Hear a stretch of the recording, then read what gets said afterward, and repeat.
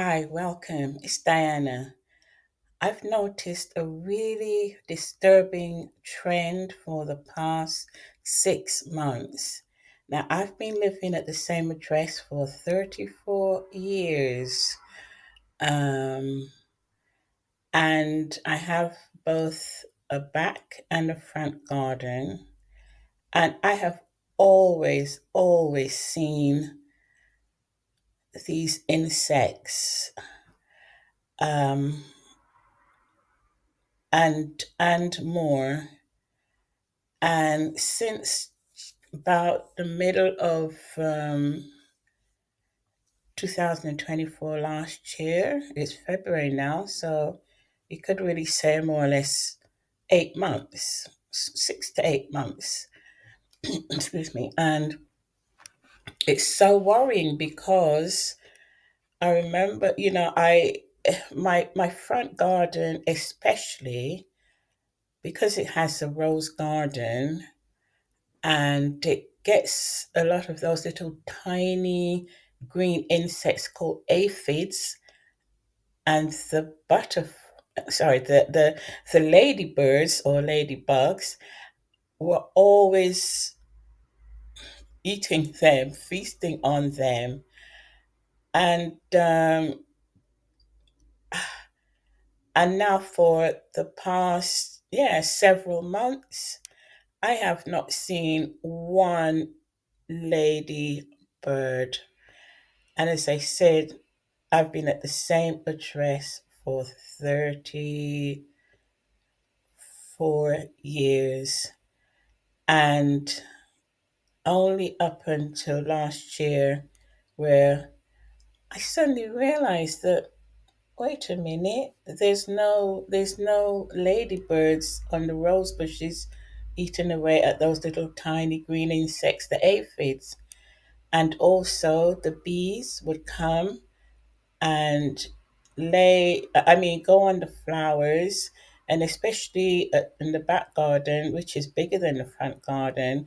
And sometimes I'd have to run in the house because I don't want to be stung by one. And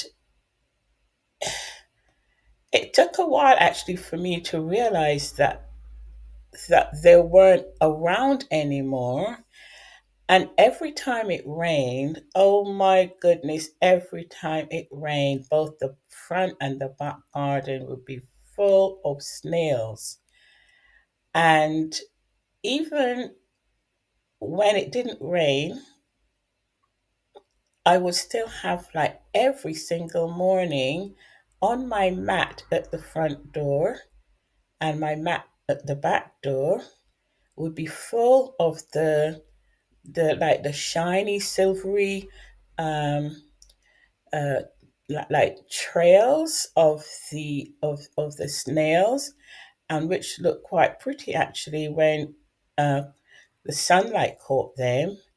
And I remember when my sister came to visit, one of them in particular had a real dread of the snails, and she would always be like hopping over the mat, and not to kind of step on the snails. And when my front light got broken, she came and visited and kind of left, when it was a bit dark. I would actually have to uh, use the searchlight to light her path from the front door to the gate, because she was so scared of the snails crisscrossing out there. And so she could see, not accidentally step on one or two or three, because there were that many. And I used to really get fed up because there would always be every morning, like they had, like, the snails, both back and front, had like a little party or something. There were just that many of them. And even going up part of, like my garden wall, a lot of them sometimes would be just stuck up there. And I have not seen one. in what, over 6 months. Another thing that totally disappeared, and that is those disappeared maybe like, ooh, 3, 4 years. Wood lice. I just pick up I don't know, a rock from the garden or whatever, like maybe a flower pot to move it or something like that, and there will be zillions under there. And it took me a while again to realize that, wait a minute, they're no more wood lice. I haven't seen them. Now, I live in South London, and I don't know how far and wide this phenomenon is. And also, very disturbing is that, uh, so yeah, the butterflies, again, I might see one, or if I'm lucky, two in the spring or summer. And we did in this area have a lot, but at least you would see a few here and there to remind you that there are butterflies. But now they're actually down to one or two.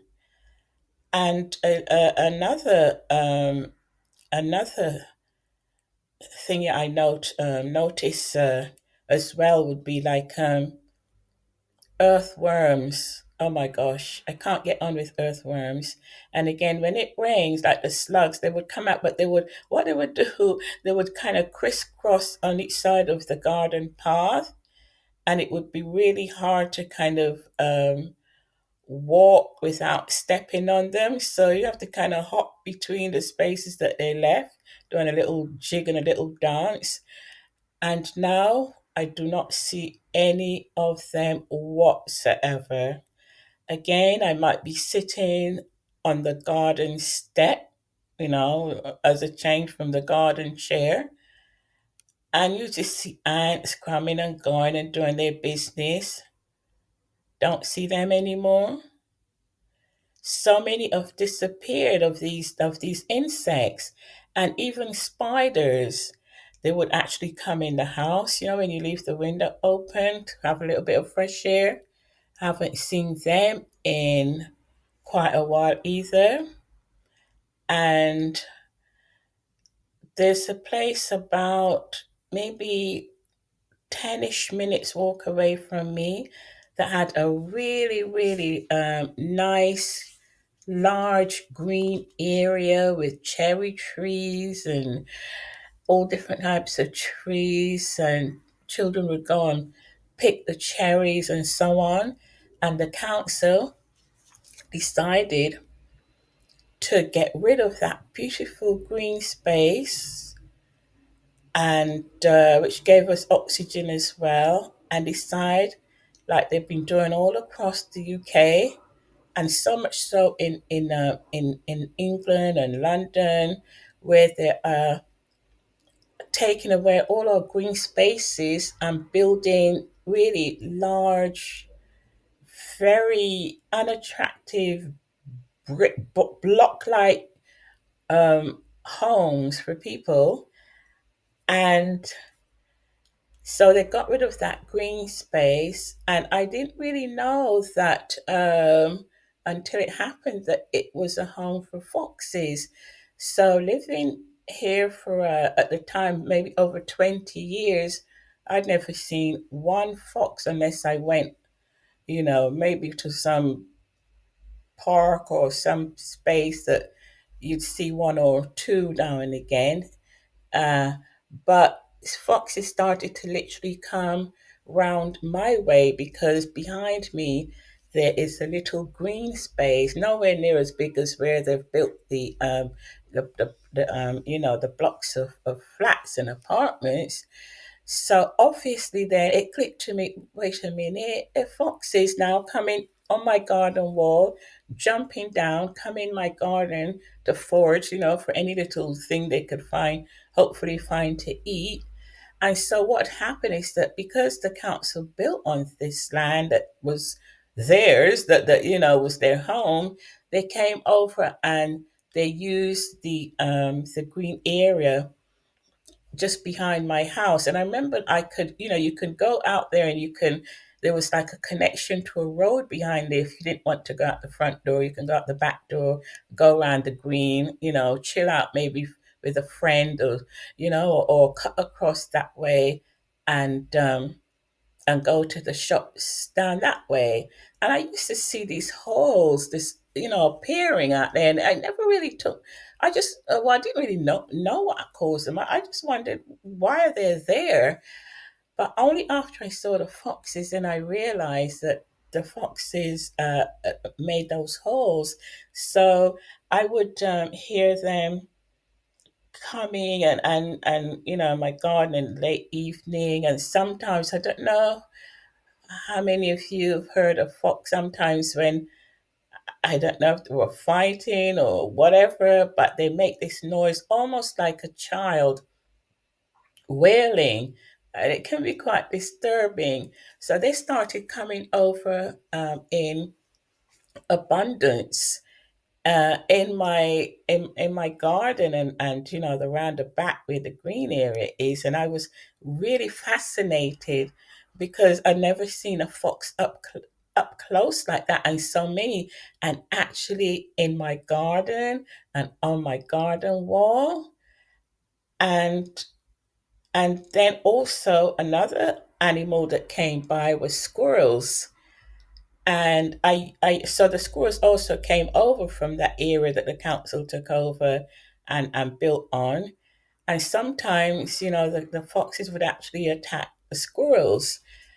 And so my garden became inundated with squirrels. And I love planting flowers and vegetables and herbs and stuff in my back garden, but I had to almost stop because squirrels became so many that they would actually eat most of the stuff that I planted, and sometimes would actually dig stuff up. When I plant stuff, they would actually dig it up to see what's under there, and then of course, I wake up in the morning and they're all strewn across, the garden.